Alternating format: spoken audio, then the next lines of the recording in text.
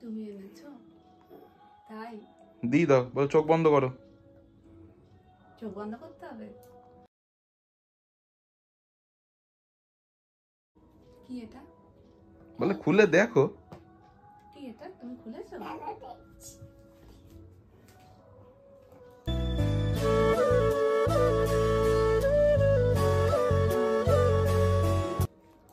আমার, তুমি ভালো আছো তো? চুড়ি আছে আমার।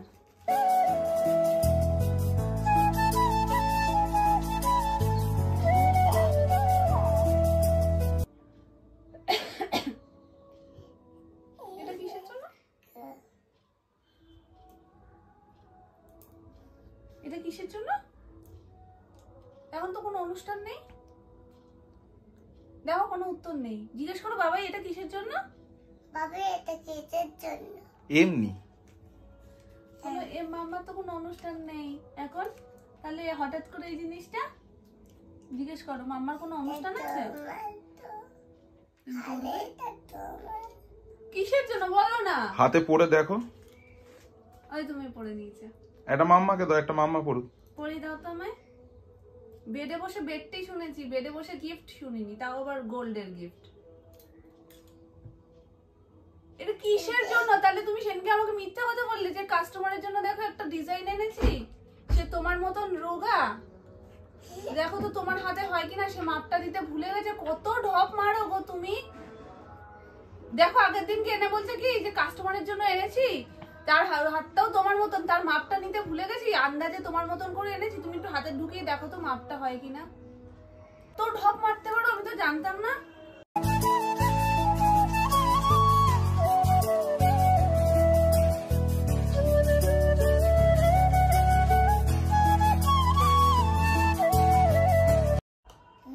ভাল লাগছে? নতুন জিনিস আবিষ্কার হলো, বেডে বসে বেডটির পর বেডে বসে গিফট, তাও আবার গোল্ড গিফট। আবার তারপরে সারপ্রাইজ দিতে যে পারে না, সে আবার এত সুন্দর একটা সারপ্রাইজ দিয়েছে। আর আজকে সত্যি মনটা আমার একটু ভালো, কারণ সোনাইয়ের এই কটা দিন যেভাবে আমাদের কেটেছে না বাড়িতে, একদম বলে বোঝানোর মতো না, মানে এত খারাপ সময় কেটেছে, আমার শরীর খারাপ হয়ে যাচ্ছিল। মাম্মা তাহলে কি হবে না ওটা না খেলে? কি হবে না ওটা না খেলে? ও এইখানে খাবে না তো, তো নিচে কি খাবে বলে? নিচে খাবে? দেখি মা, চলো নিচে যাবো। নিচে লাজুক দা গ্রেট, মানে ক্যামেরা যদি ধরি ব্যাস আর ওনার কোনো বক্তব্য কিছু থাকে না। উনি মানে একদম লজ্জায় এতটাই লাল হয়ে যায় যে মুখ টুক এরকম গুটিয়ে চলে যায়। তোমরা বলো সুমনদার সাথে ভিডিও কেন করো না? ভিডিও এই কারণে করতে পারি না, এতই লাজুক। মানে অফ ক্যামেরা গান করে ফাটিয়ে দেয় বাথরুমে, মানে যখন লুকিয়ে লুকিয়ে শেয়ার করি তোমরা তো দেখো, কিন্তু অন ক্যামেরা উনি কিছু করতেই পারে না। ক্যামেরা চালু হলেই উনি একদম এতটাই লাজুক হয়ে পড়ে যে মুখ টুক নিচু করে এমন করে ফেলবে যে আমি ক্যামেরাটা ধরে রাখাটাই বেকার হয়ে যায়। এই দুটো দিন এতটা খারাপ কেটেছে আমি তোমাদেরকে বলে বোঝাতে পারবো না। সোনাইয়ের শরীর খারাপ এতটাই, মানে কি বলবো, ওর ওষুধের মেয়াদ শেষ হতে না হতেই আবার মানে জ্বরটা চলে আসছে। 8 বার ওষুধ, মানে 8 ডোজ ওষুধ খাওয়া হয়েছে, তারপরে এখনো যে পুরোপুরি গা নর্মাল সেটা না। মানে আজকে সকাল থেকে ঠিকঠাক গাটা, এবার সারাদিন ঠাকুরের কৃপায় যদি আর না আসে তাহলে তো খুব ভালো। সোমবার রাত থেকে শুরু হয়েছে, মঙ্গলবার, বুধবার, বৃহস্পতিবার, আজকে শুক্রবার, মানে এই কটা দিন আমাদের এত এত এত খারাপ গেছে।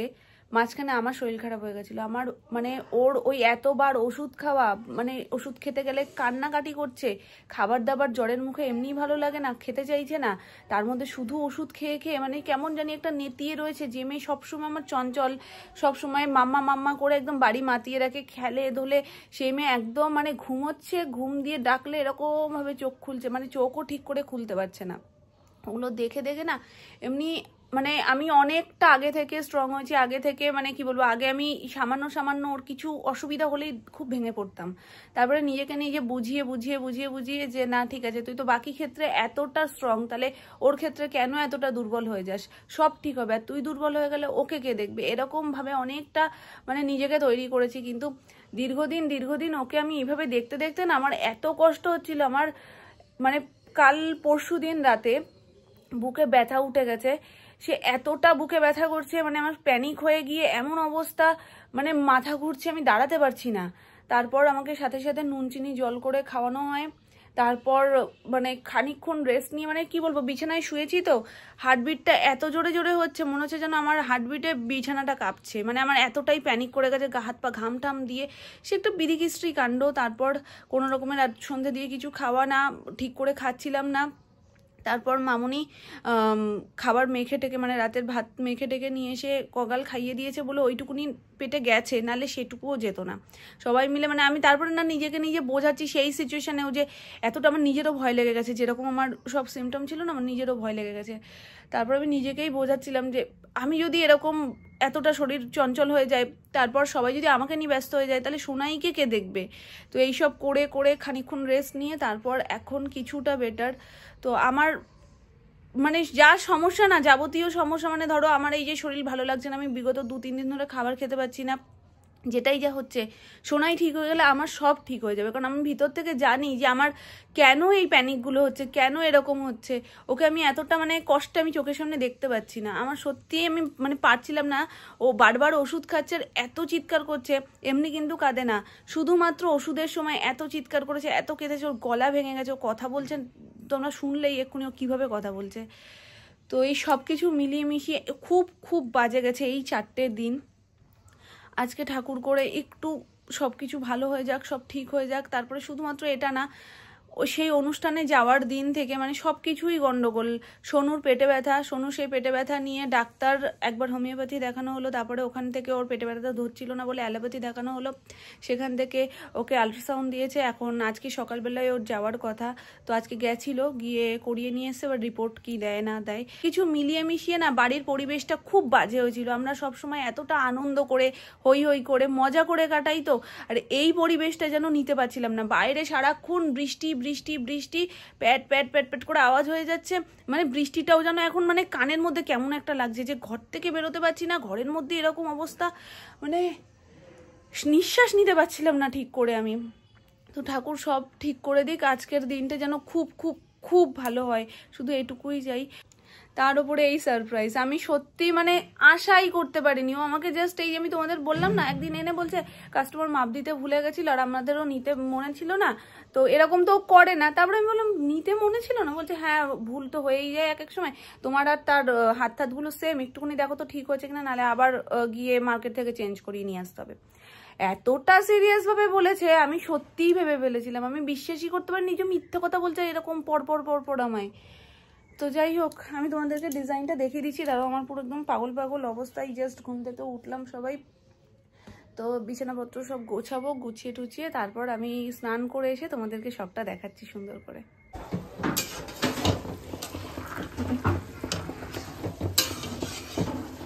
কচুর শাক এটা দেখে এই যে এই পজিশনটা মানে হয়ে যাওয়ার পর একরকম, আর এই সময়টা একটা কেমন ঘেটা ঘেটা, তো ওই জন্য কথায় কথায় তোমরা বলো কচুর শাক হয়ে গেছে, মানে একদম নেতিয়ে গেছে শক্ত জিনিসটা। আজকে কি ছোলা দিয়ে করছো? হ্যাঁ ছোলা, চিংড়ি মাছ বলেছিলাম, চিংড়ি মাছ আছে অতটা ছোলই না, পাইনি না, যেদিনকে যেদিনকে মন করি সেদিনকে চিংড়ি মাছ থাকে, উদাও হয়ে যায়। আর এটা কি হচ্ছে? চিংড়ি মাছের ঝোল পাতলা করে। আর কি কি হয়েছে আজকে? আর হয়েছে ডাল, আর এখানে হয়েছে পুঁটি মাছের ঝোল ধনেপাতা দিয়ে, আর তো সোনার জন্য আলু ভাজা, মাছ দেবো যদি খায়, আলুটা ভেজে রেখেছি। আর ইয়ে কি বলে এই মাছে তুমি লঙ্কা দিয়েছো? না এখনো দেইনি, তা লঙ্কা দেওয়ার আগেই সোনার জন্য তুলে রাখবো, ওই জন্যই তো বলছি। আর প্রেশার কুকারে কি পেঁপে সিদ্ধ, ওই সোনু আর সোনা শাক খাবে না তো, একটুখানি পেঁপে সিদ্ধ আজকে সোনাইকেও দিও তো, সোনাইকে খাইয়ে দেখবো একটু নুন দিয়ে ভালো করে মেখে, দেখিও কি করে। পেঁপে সিদ্ধ তো কোনোদিন খাইনি। দাদু ভাইকে যেতেই দিচ্ছে না, যতবার এগোচ্ছে বলে দাঁড়াও দাঁড়াও দাঁড়াও একটু, দাঁড়াও দাঁড়াও দাঁড়াও একটু। মামা দাদু ভাই খেতে যাবে না বলো, দেরি হয়ে যাচ্ছে।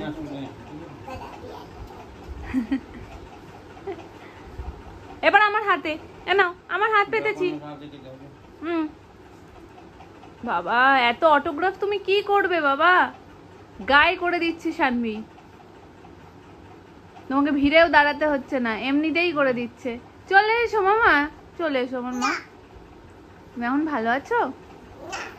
এইরকম কথা বলে কেউ? আমা দাদুর ভাত বেড়ে এসছি, ঠান্ডা হয়ে যাবে মামা। দাদু ভাইকে বল, দাদু ভাই আমার জন্য ফলটা নিয়ে আসছো তো। আজকে যেন মামা শোনো, বড় বড় ধামসা মাদল এসছে।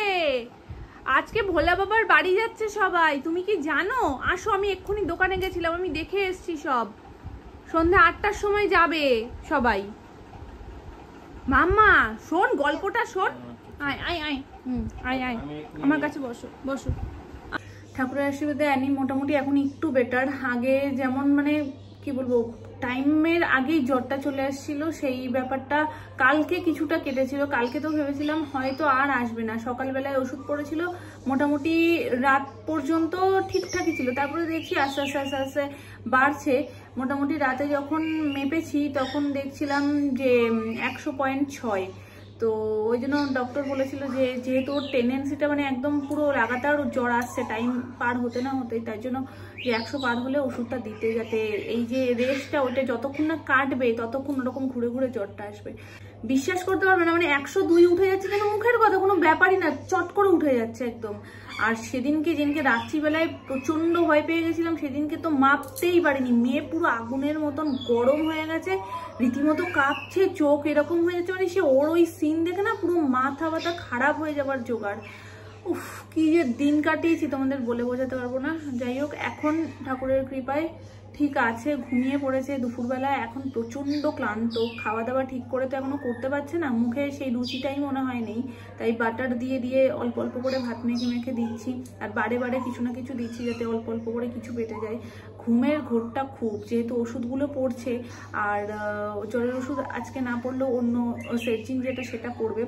তো সেটা মোটামুটি ডক্টর 7 দিন লিখেছে। এখন ওই ওষুধটা খাওয়ানোর একটা নতুন পদ্ধতি আমি বের করেছি। নর্মালি ওষুধ নিয়ে গেলে এত জোরে কাটছে, গলার তো ওই অবস্থা আরও খারাপ হয়ে যাবে। এবার 7টা দিন আমি কি করে ওষুধটা দেবো, তো সেই ভেবেই এখন অল্প একটু জল ওর বড় গ্লাসে, মানে বড়দের গ্লাসে করে অল্প একটু জল, তার মধ্যে একটু ওই ওষুধটা দিয়ে দিলে, আর ওটাও সেরজিনটাও পুরো জলের মতন, বুঝতেই পারছে না, ভাবছি মনে লেবু জল দিচ্ছি। তো ওই করে খাচ্ছে। তো আমি এখন একটা উপায় পেয়েছি, তো এই উপায়টাই এখন অ্যাপ্লাই হবে। বাবা সোনাইয়ের সাথে শুয়েছে, তাই ভাবলাম চলো এটাই ভালো সুযোগ, না হলে তো সব কিছুই মোটামুটি ওনার লাগবে, সবই মানে প্রথমেই এটা আমাকে দিয়েই নিজে হাতে পড়ে বসে রয়েছে। তবে সত্যি সত্যি এটার জন্য আমার এতটা আনন্দ হচ্ছে, আনএক্সপেক্টেড ভাবে কিছু পেলে না তার আনন্দটাই আলাদা হয়। হয়তো যদি সেদিনকে আমাকে বলে দিত যে এটা তোমার জন্য, আমি এতটা মানে খুশি হতেই পারতাম না। হয়তো যে আমার জন্য হঠাৎ কেন, এই সমস্ত কথার মধ্যে যে ও সবটা বানিয়ে গুছিয়ে সাজিয়ে আমার সামনে এনেছে, মানে আমি অবাক হয়ে গেছি যে ও সারপ্রাইজ দিতে পারে। মানে সারপ্রাইজ খুব রেয়ার দিতে পারে, নাহলে আমি ঠিক ধরে ফেলি সেই জিনিসগুলো। তো এই দেখো, আর বেশ মোটা।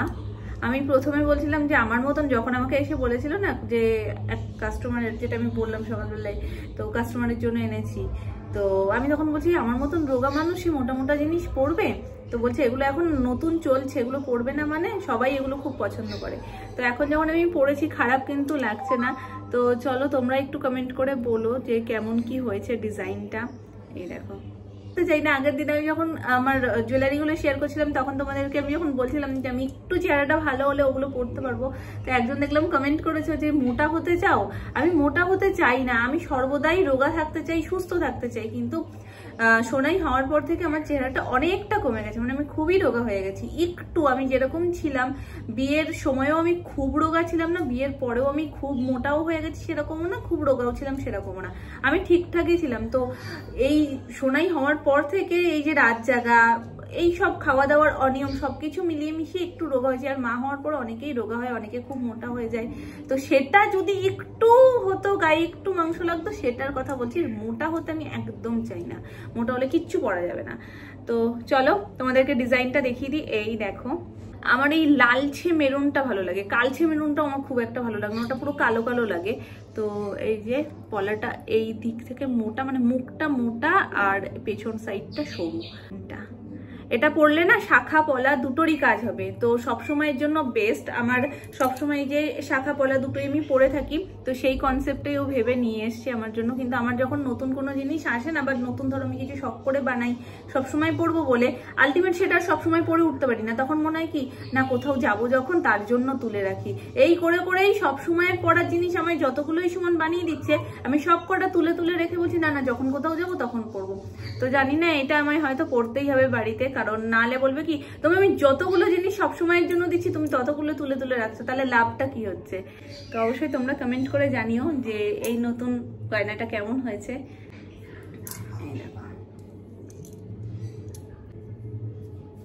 বরঞ্চ একটা ব্রেসলেটের মতন কাজ করছে, ঠিক আছে? যে গানের আওয়াজ আসছে একটু একটু, কারণ আমাদের এখান থেকে আজকে তারকেশ্বর যাবে সবাই, আমাদের ক্লাব থেকে যাচ্ছে সবাই বাঘ কাঁধে নিয়ে। আর এই শ্রাবণ মাসটাতেও যায়, চৈত্র মাসটাতেও যায়। আজকে তো দেখলাম বড় বড় সে ধামসা মাদলের যে বড় ড্রামগুলো হয় না, তো ওই মানে মেনলি ধামসা মাদল যেটাকে বলে, গোল মতন হয়, দুমদুম করে বাজায়।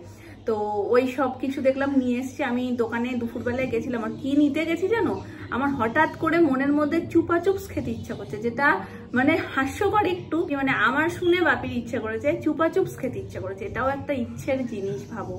তো আমার ইচ্ছা করেছে, আমি বাপিকে কি বলেছি, বাপি তুমি খাবে? বাপিরও এই চুপা চুপসটা খুব ভালো লাগে। বাপি বলছে ঠিক আছে নিয়ে আসো। তো গিয়ে আনতে যখন গেছি তখনই দেখছি সরব ধামসা মাদলগুলো বড় বড় লরি করে আসছে। তো মোটামুটি 8টা সাড়ে 8টা নাগাদ মনে হয় বেরোবে। ওই যে বাজানো শুরু করেছে দুমদুম করে।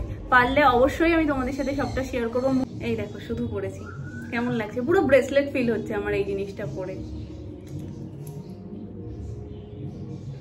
থেমেছে, চলো এই সুযোগ।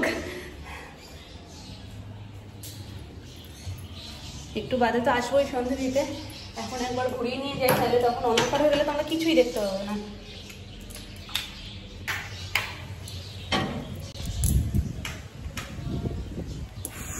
কি হাওয়া দিচ্ছে গো।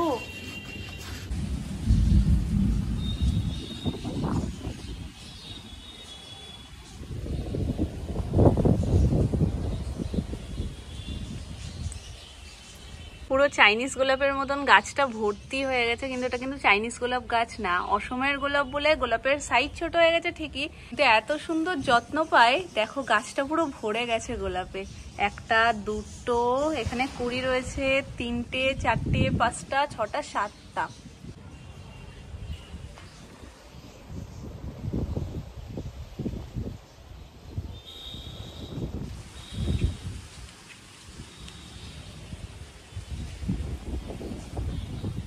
সন্ধ্যামালতির এই কালারটা মানে গোলাপিটা তো সবাই মোটামুটি কম বেশি দেখেছো, কিন্তু এই কালারটা আমিও প্রথম আজকে দেখলাম। এই গাছটা অনেকদিন ধরে বাবা বলছে আর একটা সন্ধ্যামালতির কালার, কিন্তু আমি ফোটা ফুল অবস্থায় কখনো দেখিনি। তো কি সুন্দর না, পুরো অরেঞ্জ কালারের ফুলটা, দারুণ লাগছে দেখতে। ওই দেখো ধামসা মাদল বাজছে।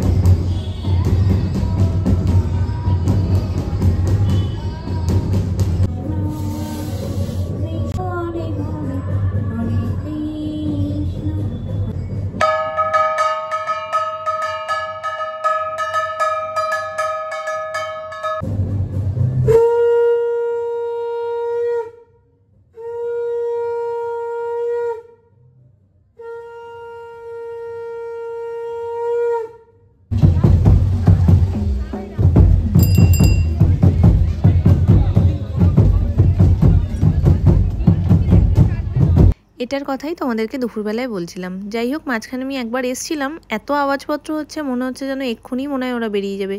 তারপরে এসে দেখলাম যে না, সেরকম কিছুই না। আর এখান থেকে সবাই বলছিল মোটামুটি সেজে গুজে বেরোতে বেরোতে অনেকটা সময়। তো আগেরবার এরকম সাজগোজ কারোর দেখিনি, কিন্তু এবার দেখলাম যে সবাই খুব সুন্দর সেজেছে, শিব পার্বতী সেজেছে। এটা হচ্ছে সেকেন্ড টিম। ফার্স্ট টিম যেটা প্রথমে দেখলাম যারা সাজুগুজু করে দাঁড়িয়েছিল, তাদের একটা টিম বেরিয়ে গেছে, এটা হচ্ছে সেকেন্ড। এর মাঝখানে আমাকে আবার ছুটে যেতে হয়েছিল বাড়িতে, কারণ আমাকে একা বেরিয়ে আসতে দেখে মেয়ে যথারীতি ভীষণ কান্না শুরু করেছে যে মাম্মা কোথায় চলে গেল, আমাকে নিয়ে গেল না। তাই আবার আমাকে ফোন করেছিল বলে আমি বাড়ি গেছি, বাড়ি গিয়ে আবার বুঝিয়ে সুঝিয়ে সোনাইকে নিয়ে এসেছি। তো সেটার মধ্যে মোটামুটি আধ ঘন্টার ডিফারেন্স রয়েছে, কারণ এটা অনেকক্ষণ পরেই বেরিয়েছে ওটার। আর এইটা দেখতে আসাটাই আমার সব থেকে বেশি মানে ভালো লাগে আর কি। এই বড় বাঘটা আগের বারও আমি দেখেছিলাম, আর এই বড় বাঘটা দেখতে আমার ভীষণ ভালো লাগে। তো আমি ভেবেছিলাম মনে হয় সব একসাথেই বেরোবে, কিন্তু যেহেতু আলাদা আলাদা ক্লাব থেকে বেরোচ্ছে, তাই আলাদা আলাদা টিমেই বেরোচ্ছে। প্রথমে একটা চলে গেছে, এটা হলো সেকেন্ড, এখনও আরও দুটো যাবে। তো ওই দুটো হয়তো আর এসে দেখা আমার সম্ভব হবে না, এটার জন্যই আমি অপেক্ষা করছিলাম, এই বড় বাঘটা দেখার জন্যই। যাই হোক, আমি ভেবেছিলাম মাঝখানে হয়তো আমার বাঘ দর্শনটা আর হবে না, কারণ তখন সোনাই একদমই আসতে চাইছিল না, বলছে আমি আর যাবো না। তো আমি বললাম তাহলে ও যখন আসতে চাইছে না আর আমি গেলে ও যদি আমার মন খারাপ করে, তো সেই জন্য আমি আসবো না করেই ঠিক। তারপরে একবার বলাতেই দেখি হুট করে রাজি হয়ে গেছে। ওটার পিছনই দেখছি আর একটা ছোট্ট টিম বেরিয়েছে, এটারও বাঘটা কিন্তু খুব সুন্দর ছিল। আজকে রাত্রে চিকেন এনেছে, একটু চিকেন হচ্ছে, আর এইখানে একদম পাতলা করে সোনুর জন্য হচ্ছে পাতলা ঝোল। আর এখানটাতে মোটামুটি খুব কষাও না, মানে খুব রিচ করে না, মিডিয়াম করে বানানো হচ্ছে। আর এই যে মাংসের আলু, এগুলো সব সকালবেলার যা যা টুকটাক রান্না হয়েছিল সেইগুলোই। মাছ টাছ তো ওবেলায় মোটামুটি সব লেগে গেছে। এবেলায় ডিম খাওয়া হতো, সেখানে হট করে সুমন বললো যে না অনেকদিন চিকেনটাও হয় না, আর এই সপ্তাহে চিকেন সত্যি বলতে হয়ও নি, মন মানসিকতা কারো ভালোও ছিল না, আজকে সব কিছুই একটু ভালো ভালো। তো সুমন বললো যে ঠিক আছে চলো আজকে মাংসটা খাই। আবার কালকে আমার নিরামিষ, পরশুদিন সকলের নিরামিষ, তো সেই নিরামিষের চক্করে আবার এই সপ্তাহ পুরো বাদই চলে যাবে। কিছুই ভালো খাচ্ছে না, মানে ভাত তো একদমই ভালো খাচ্ছে না, ভাত দিলেই মুখ থেকে মানে জিভ দিয়ে একদম কাচিয়ে বার করছে। ওই একটু আধটু যা মুখে নিচ্ছে, তাই ভাবছি আজকে একটু মোমো করে দিয়ে দেখি, কারণ মোমোর নামটা শুনেই মানে খুশি হয়ে বলছে যে হ্যাঁ মামা মোমো খাবো। এবার বুঝতে পারছি না, এখন যেহেতু জ্বরের মুখ না, মানে সদ্য জ্বরটা কেটেছে, এবার এই মুখে কতদূর কি ভালো খাবে না খাবে। তাও ভাতটা একদমই খেতে পারছে না, যদি একটু সেখান থেকে এটা খায় তাহলে পেটটা একটু ভরবে। 5টা করে দাও, তাই ঠিক হয়ে যাবে, তাহলে তো রান্না করে লাগবে না। তুমি খাও, এখানে বসিয়ে দিয়েছি মোমো, এখানে 2 ভাজের চিকেন অলমোস্ট রেডি সোনুর আর বাড়ির সকলের। দেখে কিন্তু খুব বেশি ডিফারেন্স মনে হচ্ছে না, ওটা একটু মনে হচ্ছে একই না, সাথে। এটা সোনর না, সোনরটা হয়ে গেছে। ও আমি ভাবছি ওইটা সোনর আর সোনামার। ও এই যে একদম এটা দেখে মনে যাচ্ছে যে একদম পাতলা স্যুপ, কালারটাও সেরকম আছে। আর উপর থেকে একটা কাঁচা লঙ্কা দিয়েছি, উপর থেকে কসুরি মেথি দিয়েছি, সবই একটু একটু করে, কিন্তু পরিমাণ কম।